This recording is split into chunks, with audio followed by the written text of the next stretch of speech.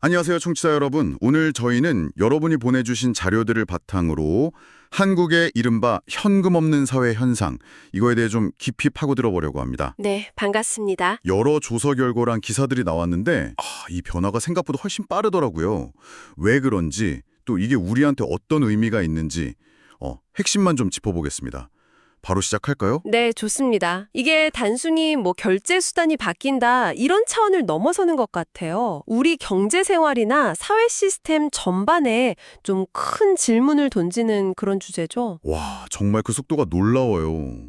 제가 한국은행 자료를 좀 봤는데 작년에 결제 건수 기준으로 현금 비중이 글쎄요, 15.9%까지 떨어졌다고 합니다. 15.9%요? 와. 네.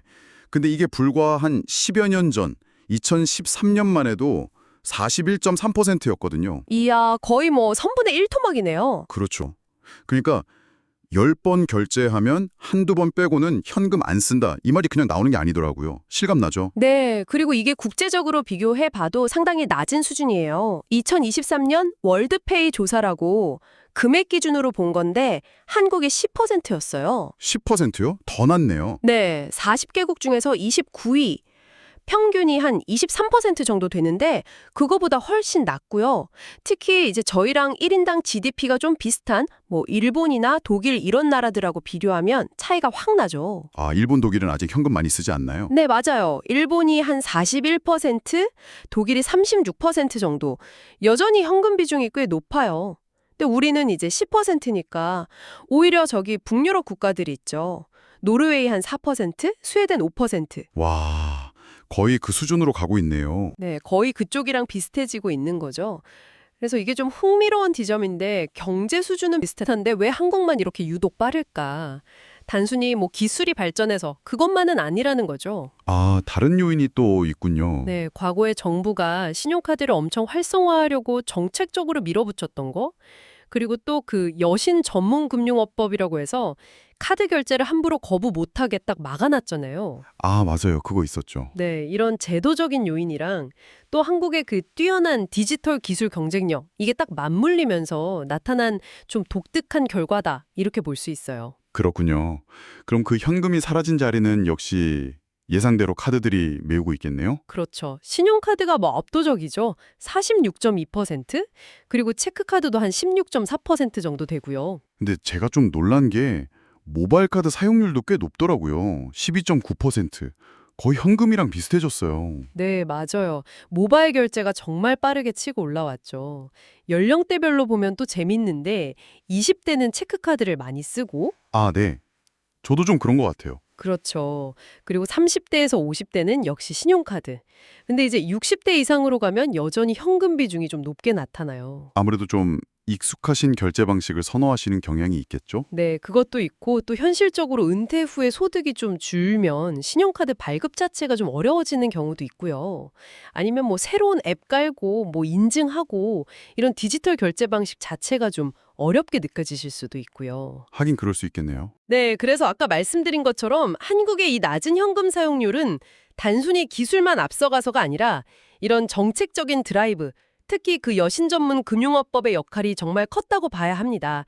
사업자가 정당한 이유 없이 카드 결제 거절 못하게 한 거, 이게 카드 사용을 거의 일상으로 만들어버린 거죠. 그래서 그런지 요즘 진짜 현금 없는 매장 이런 간판도 종종 보이고 서울이나 인천 같은 데는 현금 없는 버스도 이제 네네.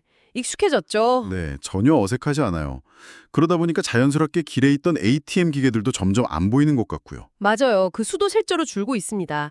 2020년에 한 8만 7천 대 정도 있었는데 작년 말에는 8만 1천 대 수준으로. 와, 3년 사이에 6천 대가 사라진 거네요. 그러니까 ATM도 사라진다 이런 말이 나올 만하네요. 네, 여기서 이제 한 걸음 나아가서 우리가 좀 주목해 볼 만한 게 그 스테이블 코인이라는 거 혹시 들어보셨어요? 아, 네. 달러나 이런 기존 화폐 가치에 연동되는 디지털 토큰 말씀이시죠?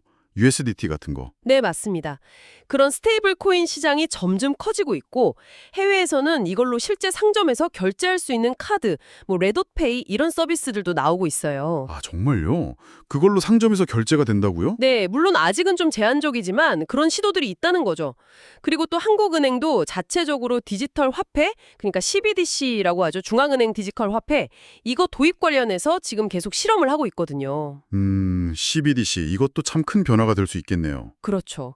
이런 흐름들이 앞으로 우리 결제 생활에 어떤 영향을 줄지 이건 좀 계속 지켜봐야 할 것 같습니다. 그런데 이렇게 디지털 결제가 대세가 되고 있는데 한국은행은 또 실물 화폐가 사라지는 일은 절대 없을 거다. 이렇게 아주 단호하게 이야기하더라고요.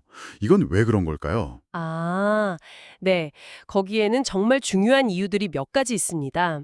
일단 가장 현실적인 건 만약에 큰 정전이 나거나 통신망에 장애가 생기면 어떻게 될까요? 아, 생각만 해도 아찔하네요. 카드고 모바일이고 다 안 될 테니까. 그렇죠. 그럴 때는 정말 현금밖에 대안이 없어요. 이런 비상 상황 대비 차원에서라도 실물 화폐는 꼭 필요하고요.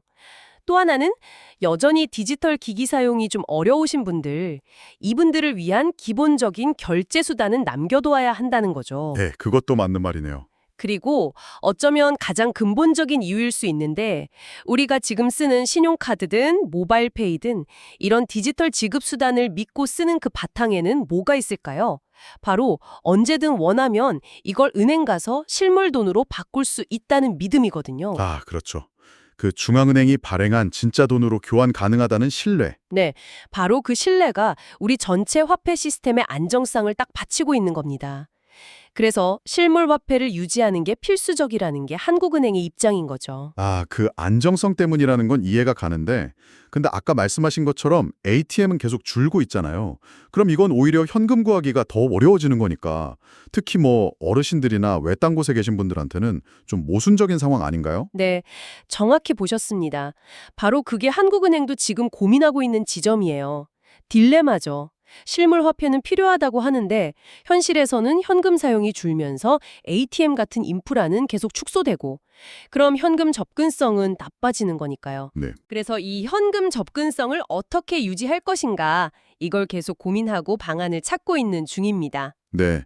오늘 이렇게 쭉 살펴보니까 한국은 정말 정부 정책이랑 기술 발전이 딱 맞아떨어지면서 세계적으로도 유례 없이 빠르게 현금 없는 사회로 가고 있는 것 같습니다.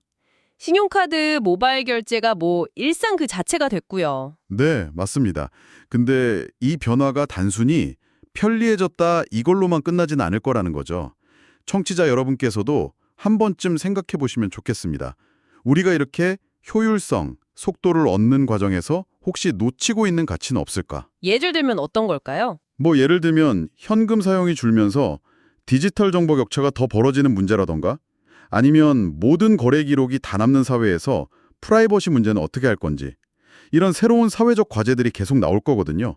우리가 여기에 대해서 어떻게 대비하고 고민해야 할지 좀 깊이 생각해 볼 중요한 시점이라고 생각합니다.